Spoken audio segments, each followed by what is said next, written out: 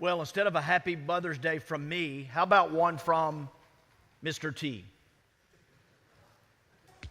Mother, there is no other like mother, so treat her right.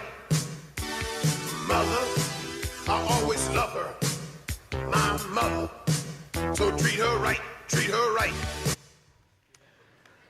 No, please don't clap. Here's the story behind that. If I look miserable, let me just tell you. The story behind that is that last night on the all-staff text, I sent this, and I said, Larry, cue this up for tomorrow. And they took me seriously up top. And so when I came in this morning, like, hey, this is the first slide that RG has in the sermon. I'm like, no way, there's no way I would show that in church. And they talked me into 5 seconds of that. But happy birthday from RG and Mr. T. Happy Mother's Day. Yeah, see, told you I'm miserable. And I'm going to preach on joy today. If you brought a Bible, turn to Psalm 100. We will get there in just a little bit. There's a curiously titled book that I'm holding that I read a few months back. It's called simply On Getting Out of Bed. And the subtitle packs a punch. It says, The Burden and Gift of Life. How many of you have lived long enough to acknowledge that life is a burden? It's a weight that you carry around, right? But how many of you can say today, in the gladness and goodness of God's people gathered, that life is a gift? And maybe the most important word in the subtitle of this book, On Getting Out of Bed, The Burden and Gift of Life, is the word and. It's that little word that you don't think about in between the word burden and the word gift, that it's a burden and it's a gift. The writer of this book talks about, and he makes this assertion, that inevitably life is going to crush you. And when it crushes you, it's going to cause you to wonder about the existence of things, all things, including the existence of beauty and goodness in the world. And what happens is your response, he says, your response to suffering will be a testimony to something. One more time, your response to suffering will be a testimony to something. You see, whether we want to be or not, we're all witnesses. What are you witnessing to? What are you witnessing to? Who are you witnessing to? Inevitably, life is going to crush you, and it's going to cause you to doubt the existence of what is good and meaningful and beautiful in this life. But our response to that is a testimony to the world, to other people. What does your life bear witness to? He says that upon us, this response, there's this obligation. An obligation, he says, to look to others to be the witness of the goodness of God. And to remember, despite our distress and the pain that we're going through, that we have this obligation to care for other people. Because there's a mental illness, because there's mental anguish in your life, it doesn't mean you reject love and relationships around you. He says, but ultimately we look and we remember, we remind ourselves, instruct ourselves that we're the beloved of God. And because of that, because we're the beloved of God, life is good, life is beautiful, and despite our distress, we get up and we take on the day. This assertion from this book on getting up and getting out of bed and getting on with things. I'll read an excerpt at the end of the message from this book by Alan Noble. If we had experts on the stage and they could speak to us, they would say to all of us, and the preacher would concur, that when it comes to mental health and mental illness, and whether it's a diagnosis that we have or just distress that we're experiencing, that there often are not clear and easy answers, that professional and medical assistance can and should be sought. But the experts would concur with the preacher. And what we're saying in this series, that although we can and should at times seek professional medical assistance, professional counselors can guide you and medicine can assist you, but they have their limits.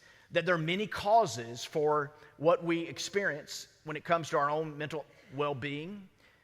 They're physiological, they can be emotional, they can be circumstantial, but ultimately, they're spiritual. There's a spiritual foundation because we all have a choice to make this existential decision to live for and rely on God. So in these weeks, the previous two, today is week 3, but in the previous 2, we've looked at Jesus the healer. I remind you today that in Matthew 9, it depicts Jesus. It says that he continued on in their villages and in their towns, teaching in the synagogue, preaching the good news of the gospel of God, and healing all manner of diseases. He looked at the crowd, and it says he was moved mightily. He had compassion on them because they were distressed and dejected. They were like sheep without a shepherd. That has always, for this preacher man, has always been a gospel mandate. Go, let's see as Jesus saw and feel as he felt and do as he did. It's always been a mandate to preach the gospel. That's right, because people without Jesus are like a sheep without a shepherd. But yet, look at that passage, and we've done this. We go back and see that he healed all manner of diseases. The physical infirmities get more play time, but there's also demon-possessed people, people that had anguish in their minds who were self-harming and cutting themselves, and Jesus brought healing. We want to say to you, we said it in week 1, that peace is possible and peace is a person. We want to point you to Jesus Christ, who desires to be a healer, who desires to bring you mental health and well-being and give you peace. So today we're going to look, and we did this last week, but we looked at a tricky psalm. We're going to look at Psalm 100 in just a moment. But this right sandwiched in the middle of the Bible is a songbook with verses and choruses that capture human experience, grief and sorrow, fear and doubt, hope and hopelessness. On and on, these emotions are depicted in the Psalms. It appeals rationally to facts, but it also appeals to us as emotional beings. There's a song from the 70s, because I sang last week, I won't sing today, but there's a song from the 70s that I just love this. It's called Logical, if you want to look it up later. And some of you my age may remember this. It's a whimsical type of song, and it starts like this. When I was young, it seemed that life was so wonderful. A miracle, oh, it was beautiful, magical. And all the birds in the trees, well, they'd be singing so happily, oh, joyfully, playfully, watching me. But then they sent me away to teach me how to be sensible, logical, oh, responsible, practical. And then they showed me a world where I could be so dependable, oh, clinical, oh, intellectual, cynical. There are times when all the world's asleep, the questions run too deep. Notice the contrast there. And please hear me. When Jesus said, love God with all your heart, soul, mind, and strength, he's telling us to nourish our minds. He's telling us the value of logic. We see Paul, the gospel, went on the back of debate, rhetoric, and logic. I'm not saying put your brain in a bucket as a Christian. I'm just saying there are limits to our logic. And if we're not careful, all the reason and logic and practical and clinical ends up in the cynical. And so what I love about the Psalms is it does inform the intellect. There is intellectual nature to it, but it appeals to us emotionally. The grief, the sorrow, the fear, the doubt, the hope, the hopelessness, on and on and on. John Calvin talks about, he describes the Psalms as the perplexities that agitate the mind. I don't know if he knew it back then because he was just a really robust theologian, but he was speaking to mental health, the perplexities that get us, that agitate the human mind, and we see them in the Psalms. When we talk about the gamut of emotions, we can find reverence in Psalm chapter 8. He walks out in the night sky. My oldest son went to a wedding in the Delta a couple of weeks ago, or an engagement party, and he was hanging out in the Delta. He sent us a picture of the sky. He's like, man, look at all these stars. You ever done that? Ever done that lately? Or are you too busy looking at your phone? When you walk out, as the psalmist did, no screens back then, he walks out and says, what is man that thou art mindful of him? O Lord, our Lord, how majestic is his name. If you want reverence and awe, you can look at Psalms like Psalms 8. If you dealing with shame, you can look at Psalm 44, and he talks about shame has covered my face. I feel dejected all day long. What about anger? Anybody dealing with anger and rage towards somebody else? Listen to Psalm 109. He says this, I hope your homes lie in desolate ruins, and your wife becomes a widow, and your children wander the streets as beggars. That sounds like a major candidate for anger management class. I mean, the vileness of that anger, but we see that in the gamut of human emotions in the Psalms. We have a great friend of ours. We spent time, Susan and I did, with Frank Jimenez and his wife Debbie in South Beach, Miami back in October. We reunited. A special friend. Frank has been a great guy. He was born in Puerto Rico. He's Cuban. He was raised in Miami. He went to Yale Law School and graduated at the top of his class. A super humble guy, super generous guy. He supported our ministry when we worked with college students. He supports Fondren Church now. If you give to Fondren Church, Frank partners with you to support the work of our church. We're just so grateful for him. And all week we've been on a text thread that's been so lively. We've pretty much stayed out of it, but we've just been reading it and laughing. But it's been Christmas. Yesterday was Christmas for Frank because he's a huge U2 fan, has traveled to see them play music. And he knew he had an opportunity at a Santa Monica hotel to meet Edge. He had an appointment set up through his manager to meet Edge. So I'm going to show you Frank. This is my friend. He's on the right. And there is Edge of U2. I can't tell you how much this meant to Frank all week. And so he had a guitar, and he's like, what do you guys, we didn't chime in, I don't think, but he said, hey, friends, what do y'all think? What should Edge sign? What should I get him to sign? Here you see Frank in his, next picture is Frank with Edge closer. There's the guitar that he just signed. There's Frank's family. Edge is in the middle. That's his wife, Debbie, and 2 children. And then look what Edge signed, the U2 guitarist and keyboardist. Can you see that? Many will see and hear. That's what they decided in our group text. Have him sign, many will see and hear, love Edge. Does anybody know where that comes from? Psalm 40 and verse 3. He put a new song in my mouth, a hymn of praise to our God.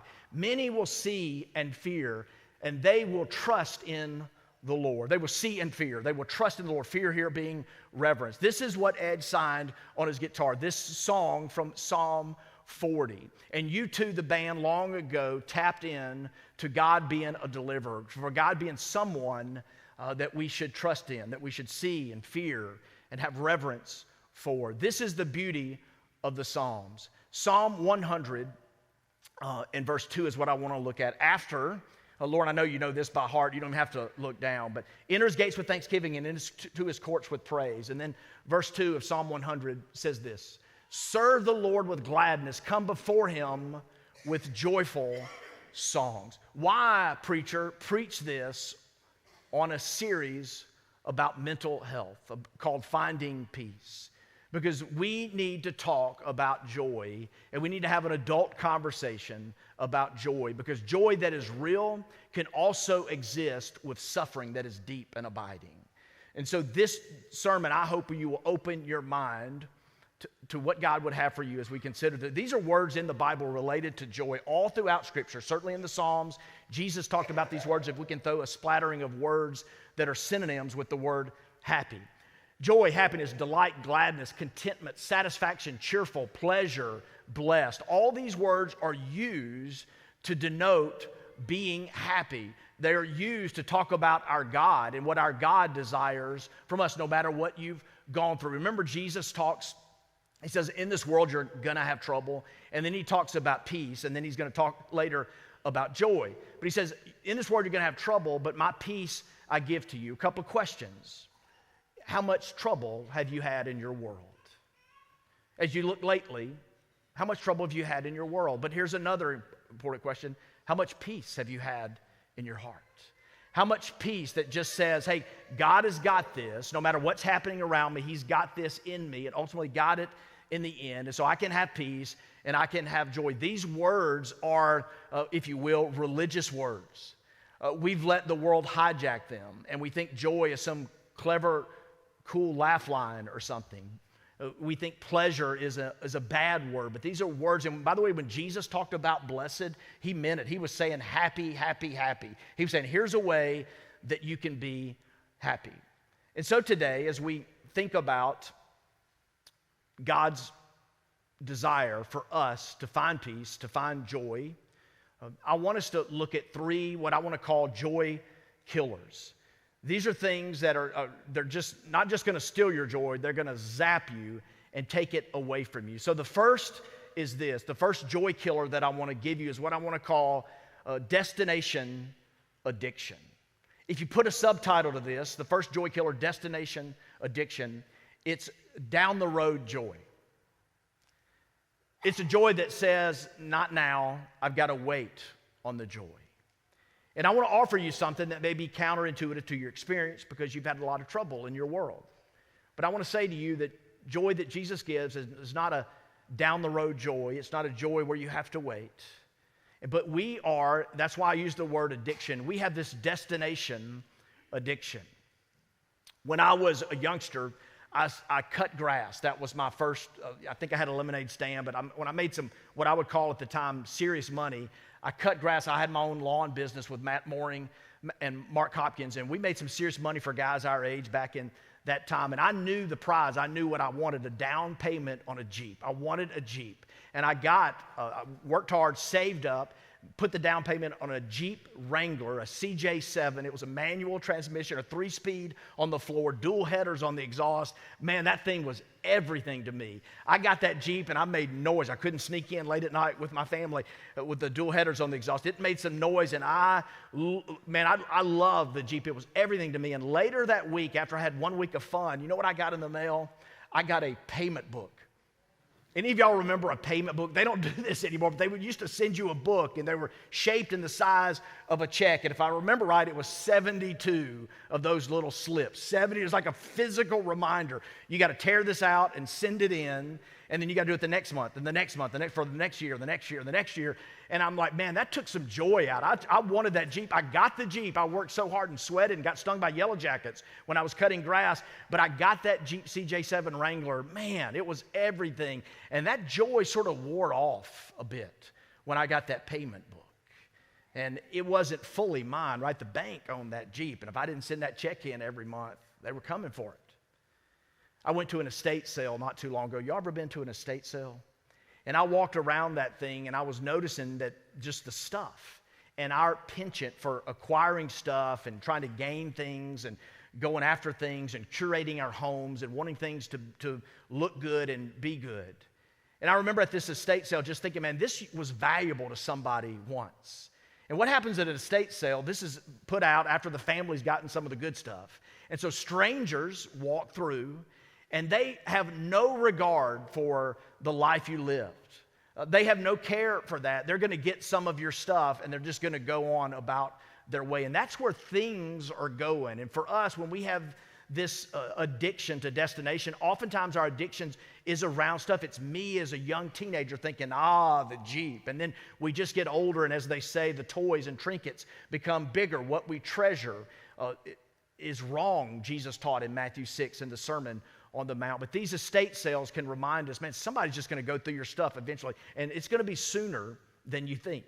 And your strangers are going through your stuff with little to no regard, no emotion, no attachment to your life and who you were and how you lived and what that stuff at one time meant to you. So, if I just get this stuff, and I believe a lot of our mental anguish is this destination addiction. Psalm 118 and verse 24, we put it to song through the years at Christian camps and churches and such. But this is the day the Lord has made. You've heard this, hadn't you? I will rejoice and be glad in it. Do you remember last week we talked about your past has been forgiven, your future is secure, and so you can be grateful in the present.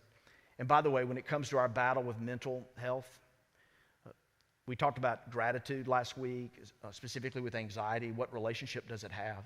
And gratitude is like joy, y'all. If it was a pill, it would fly off the shelves. It would be a wonder drug because it's a mood-elevating boost to your endorphins. It helps you sleep. It's good for your body and your soul. It is a wonder drug to experience joy. But Jesus is saying, if we have ears to hear him, that joy is a gift at the door right now. We don't have to be susceptible to this destination addiction. We can live a different way. We don't have to wait till we get the thing or the next thing or whatever it might be. We can have joy today. This is the day. Because your past has been forgiven, if y'all don't mind me dipping into the archives from last week, because your past has been forgiven, because your future is secure, you can have gratitude. You can have joy right here today. Can I ask you what's stopping you? I know the circumstances can be bad, but what's stopping you from tapping into this gift of joy that Jesus gives? Remember, Jesus would say this in Matthew 5, verses 11 and 12. He would tell us to rejoice and be glad in the midst of terrible circumstances. You are blessed, there's that word happy, when they insult you and persecute you and falsely say every kind of evil against you because of me. Can I tell you, I never like those things. Does anybody want people to persecute you, insult you, and say all kind of manner of evil towards you? Jesus is saying, be glad and rejoice. Slander, libel, defamation. I'm going to throw a lawsuit at them. Liars. And Jesus is saying something super counterintuitive. Rejoice and be glad. This is the day the Lord has made. You don't have to worry about other people. There's not some destination where everybody praises you and you get what you want and then you can be happy. He's saying rejoice and be glad now because your past has been forgiven. Your future is secure. He says that great is your reward in heaven, for that is how they persecuted the prophets who were before you. Another reminder, Jesus is not diminishing their pain and what they're going through, but they're just saying that other people have lived. He's saying other people have lived through that. Do you know that that's helped me when I've been in darkness? Man, other people have fought through this. Somebody needs to hear this today. Man, other people have been where you've been, and they fought through it. They got through it. Remember, situationally, when you're in anguish, this too shall pass. And so one joy killer that I'm giving you today is destination addiction. The second joy killer that I want to give you today is pushy happiness. If destination addiction is down the road joy, then pushy happiness is good vibes only.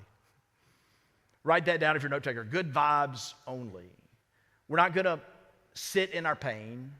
We're going to reject sad experiences like we talked about last week. Only happiness. And so what do? Everything is lit. Everything is lit. I got some pastor friends. I love them. I'm going to be with a couple of them this week. But everything is lit in their world. When I look at their social media, I'm like, man, y'all come to church tomorrow. It's going to be lit. And I'm like, man, I watched your sermon. It wasn't that lit. It just wasn't. I mean, I know they can say that about me, but does every Sunday have to be lit? And we do this in churches, y'all, and it's not a good witness. It's not. Everything's awesome and amazing and incredible. You know, it's not. It's not. And so sometimes we offer this pushy happiness onto other people. And what we're failing to realize is the false nature of it. Romans 12, one of my favorite chapters in all the Bible. If you're a small group leader and you don't have time to prepare and you don't know what you're going to do that week in small group, just read Romans 12 as a group and the discussion will be phenomenal.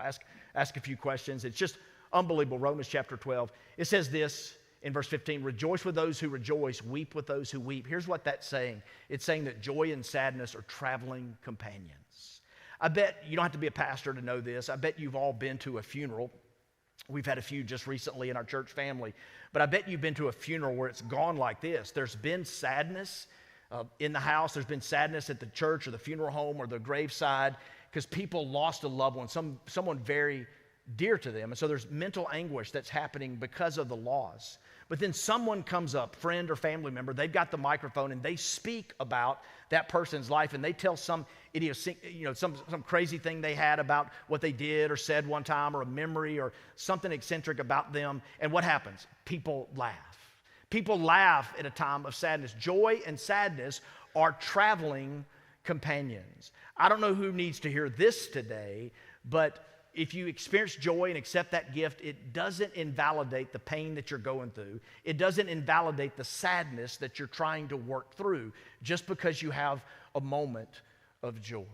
I was checking out at Corner Market across the street this week and bumped into a friend that Susan and I know, and I congratulated her on her engagement. And as I was checking out, she left. I remember thinking with the clerk there, I just congratulated someone who comes to our church on her engagement. And I realized I'm going to my office to sit down with someone whose wife just filed for divorce. Rejoice with those who rejoice. Weep or mourn with those who weep or mourn. Somebody, a few weeks back, someone rang the bell to be cancer-free. And the same week, someone we love was diagnosed with cancer. A few months back, we brought a gift to a couple who got a new home. We were driving there, and I'm like, Susan, why are we bringing them a gift? They've already been to Target 10 times this week, and just, send them another Target gift card in the mail or something like that. But we brought them a gift to say, congratulations on your new home. It was the very week that we wondered about her sister Jill when the Brentwood Pacific Palisades Malibu fires were rolling through. We wondered if Jill and her family would even have a home. Joy and sadness are travel companions. And this verse can be very perplexing, but it also can be very beautiful to be the family of God, to rejoice with those who rejoice and to weep with those who weep. It matters. It matters that we experience this. And one of the ways that we kill joy is by pushing happy, always happy, only happy on other people. Job's friends, do you know about this? Job's friends, this is so profound, philosophical and practical. Job's friends saw his pain. And in Job chapter 2, verses 12 and 13, it says this: when they looked from a distance, they're coming over the hill, they could barely recognize him. Job, his mental health was so bad, they physically couldn't recognize him. They wept aloud, and each man tore his robe and threw dust into the air and on his head. This was the Jewish way back then, and we have much to learn from them. Then they sat on the ground with him 7 days and nights, but no one spoke a word to him because they saw that his suffering was very intense. Somebody's asked me before, Robert, do you think that's literal? It's literal. There's no figurative language in this. You ever been to the Jewish world? You ever been to the Wailing or Western Wall to see the grief and the emotion, to see the intensity, the frequency, the duration of their weeping? But you know this, when they sat with him in silence, they ministered to him. But when they got in trouble with him and heaped on mental anguish to his already tough circumstances, when they began to start speaking to him. And you know what they were trying to do? Push happy on him. They were trying to push happy on him, and that wasn't the time to push happy. I do believe week one, there's a time to look at someone who's situationally, not physiologically, not chemically, not emotionally going through something tough and protracted and long, but someone who's going through something situationally, and you can look at them and say, this too shall pass. There's a time and place for that. But to say, look on the bright side and da-da-da-da-da is hurtful to people. But when we just sit and we're just silent with people, it matters. Pushy happiness is a way to kill joy. Rejoice with those who rejoice and weep with those who weep. Do as Job's friends did initially when they were coming over the hill, not when they thought, I'm going to say profound things to make them feel better and push my happiness on them. It wasn't the time. The third and final thing that we do, besides destination addiction and pushy happiness, is simply titled the blame game. This is when we have astronomical expectations on others. When Susan and I have sought counsel in our own marriage, when we've hit a wall and realized that there's improvements and refinements that we need to make it to the next stage so that our marriage continue to be a gift to each other, an act of worship to God, and a ministry in our church and community. We've said, what are some things we can do better? And one of the things that I've had to own is my high expectations for closeness and affection and love and what that looks like. We grew up in different homes. Her home of origin, her parents were factually close but not very affectionate. My mom made a big deal out of me and doted over me, and that spills out in my relationships and has inflicted some just pain on Susan because of the high expectations. And so I'm preaching to myself when I say this, but y'all, one of the great joy killers is how much we expect of other people. And we actually get to a place where we're expecting someone to be the source of our happiness. Stop it. We can't put that on other people. We don't say it, but what we want all of our grades to be A's. We want our dates to look good. We want all of our troubled relatives to be in therapy. If you're married, you want your spouse to be new and improved and straight off the factory floor. And we're looking with these expectations for others to bring us joy, and that is never gonna work. Never, ever is that gonna work. And so, there's this reality of us, what I want to say, to decrease our expectations of others, but increase our participation in their lives. So decrease our expectations, but increase our participation with them. So joy comes from many sources according to the Scripture. Here's a list of a few. I just put the biblical references. I'll loosely quote them. There's joy in creation. 1 Timothy 6:17. I love this because if people get too uptight about stuff and possessions, it says this, that God has given us richly all things to enjoy. I believe if you back up and look at 1 Timothy 4:4, I don't have that on the screen, but it says, man, if God made it, it's good, enjoy it.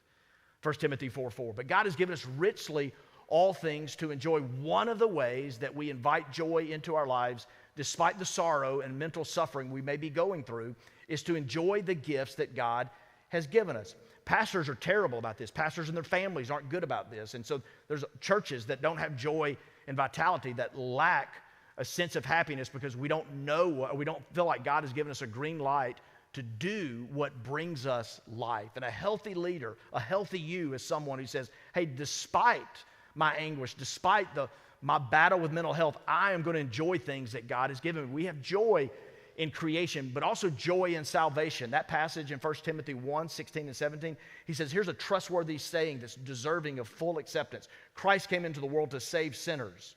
Oh, to save those sinners out there. Let me tell you about their sin. Let me put their sin on a poster or placard. No, he says, this is the trustworthy saying that deserving of full acceptance. Christ came into the world to save sinners, of whom I am chief. Paul's saying, man, I have joy because my past has been forgiven. I was blasphemous. I was murderous. I was a thug. I harmed the church of God before Jesus saved me on the road to Damascus, Acts chapter 9, with the blinding light. He says, I was the worst of sinners, but I've been forgiven. We have joy in creation, the good things God gives. We have joy in salvation. He's wiped the slate clean. But then we also have joy in anticipation. That other verse in Romans 12 says, I bet you know this, you've got it inscribed on something. It says that we're to rejoice in hope, be patient in affliction, and persistent in prayer. Be joyful in hope, patient in affliction, and persistent in prayers. The first part I call your attention to, rejoice in hope. It's the anticipation of what will be. Now, joy is a gift at the door for sure. These aren't contradictory ideas, but there is a joy that says we're just going to rejoice in what we're hoping for and what we're longing for. And so don't expect other people to bring this happiness to you. A joy killer is to play the blame game. Well, you know, we want a boss who walks into our office and says, what hours do you want to work? Oh, and by the way, how much do you want to get paid? And we expect silly things like this, but we cannot look to other people to be the source of our joy and to help us overcome. I'm not doing well mentally.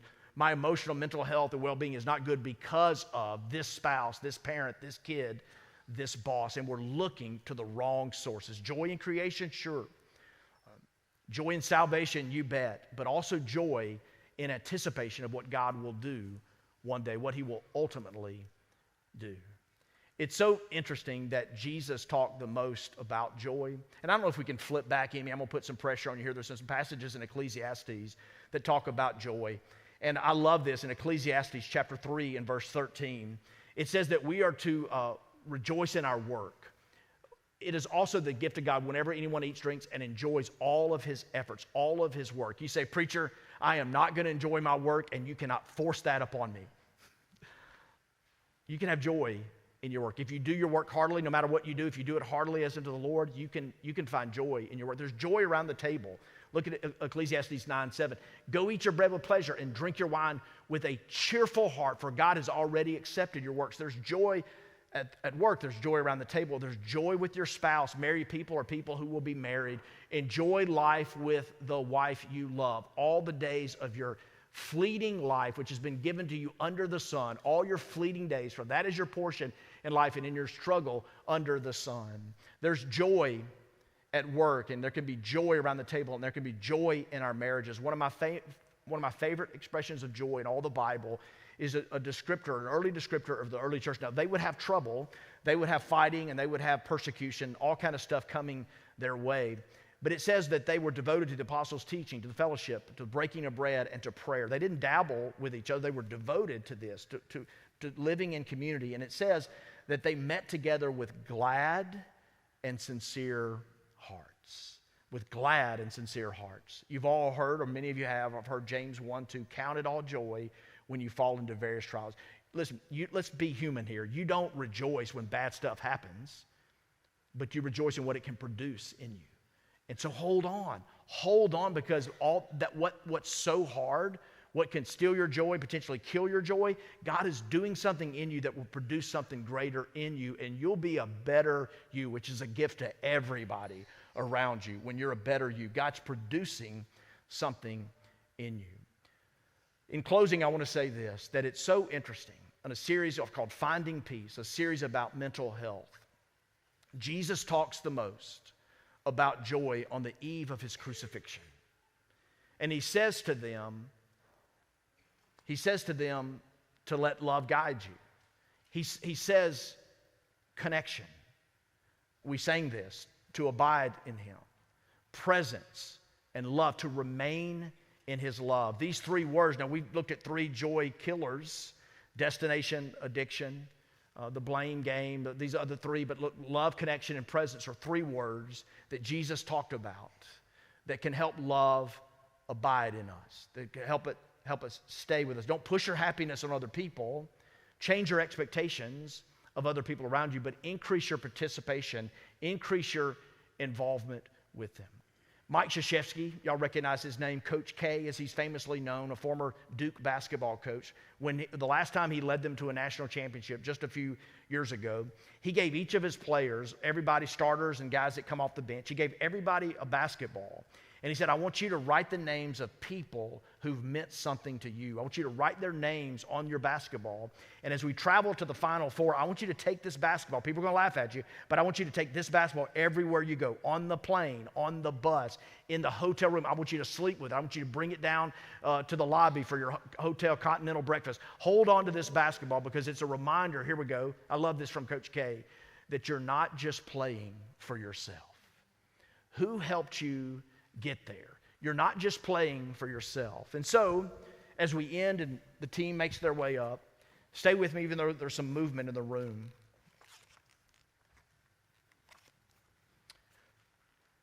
One of the gifts I hope this sermon can be for many of you today is what Alan Noble talks about in just on getting out of bed, the burden and gift of life.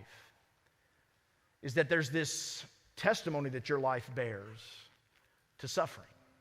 It testifies to something, whether you want to be a witness or not, it's testifying to something. And the call of the Christian, and incidentally, historically, the reason the church grew so fast in those first 300 years, man, oh man, because of their response to suffering. Because ultimately, we can talk about a lot of things, we got more to come, but we can talk about a lot of things, but the early church, here's how it was defined. Suffering Christians look to a suffering Savior to find their ultimate hope and joy. That's it. That's what they look to. So there's an obligation that's upon your life. Who helped you get where you are? And despite what you may be going through and where you are in your battle, whether it's just a distress that you know is real, or it's a diagnosis, a disorder that's clinical, that you've received from a physician, what we have in common is the obligation to get up and to go on. He writes this toward the end of this book. Despite the comforts of contemporary life and its promises of even greater peace and self-mastery, life is terribly hard. A comfortable, pleasant life isn't too normal. And while we may hesitate to call getting out of bed courageous, it is undeniably true that day-to-day life demands a great deal of courage. And that courage speaks loudly, it shouts, it confesses the nature of creation and of God. It is our burden and our gift.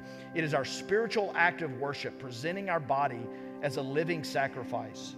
You have no way of knowing the influence your faithfulness and long-suffering have on loved ones, neighbors, strangers, and even people who will live generations after you. None of this makes the duty of living easier, but it does remind us that our lives are never, ever only our own. We belong to God, and we also belong to those around us, whether we know them or not. And if you happen to be in a time of relative peace, don't be surprised if you slip back into a period of darkness when you can only move out by faithfully crawling inch by inch. The remarkable thing is that the dread you feel will be unimaginable to you in the future as joy feels today. Your task is to be faithful to do the next thing. And when you cannot get up on your own, let someone carry you, knowing that in due time you will be called on to do the same for others. And when you are blessed with the responsibility of carrying someone else, then your own experience with suffering, your own experience of depending on others, will give you the wisdom and empathy you need to love them well. Christ's body here on earth is one of his greatest mercies to us. It's the only way we make it through. One morning, I lay in bed for hours, praying to have the strength to get up, and yet I was unable to move. And I heard a faint knock on my door. It was my 7-year-old daughter who handed me a card she had made and said simply, "I hope you feel better, Daddy." That morning, she carried me out of bed, downstairs, and into life. We all bear witness to the goodness of this existence God has given us. That witness has the power to move mountains and to move broken 47-year-old men out of bed. And it's beautiful, even when we suffer, it's beautiful because it's grace. Dear God, it's your grace. Stand. Father,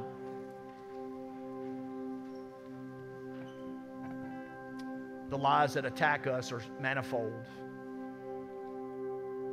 And Lord, I pray that you help us not to be people that try to push happiness on others, or people that think the next thing, the next stage of life, then I can invite joy in. And Lord, just the weight of blaming other people for what we aren't experiencing when it comes to joy, or are experiencing when it comes to our depression. Free us from increasing expectations of others. Lord, may we decrease our expectations of others and increase our involvement with others, our participation with the body of Christ. And thank you for this gift of grace. And Lord, when it helps us as a mood-elevating endorphin, I pray that we can experience that. But above it all, Lord, there's a joy. There's a joy of salvation. There's a joy in creation. There's a joy of anticipation. And so someone who is trying, Lord, to rejoice in hope, be patient in affliction, and persistent in prayer, help them to continue on. And I pray that we would play the role of a 7-year-old daughter. I hope you feel better, Daddy. That our words could speak into each other. That we could read the room and recognize when someone is hurting and be mindful and watchful. And our words would be aptly spoken. That we could rejoice when others rejoice and weep when those who weep, because we are going to be sojourners.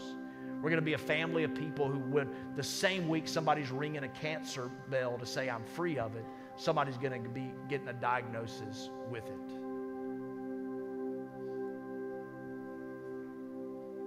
Lord, I pray that we would realize, as we said in week 1, the peace is possible, that we would realize joy is possible.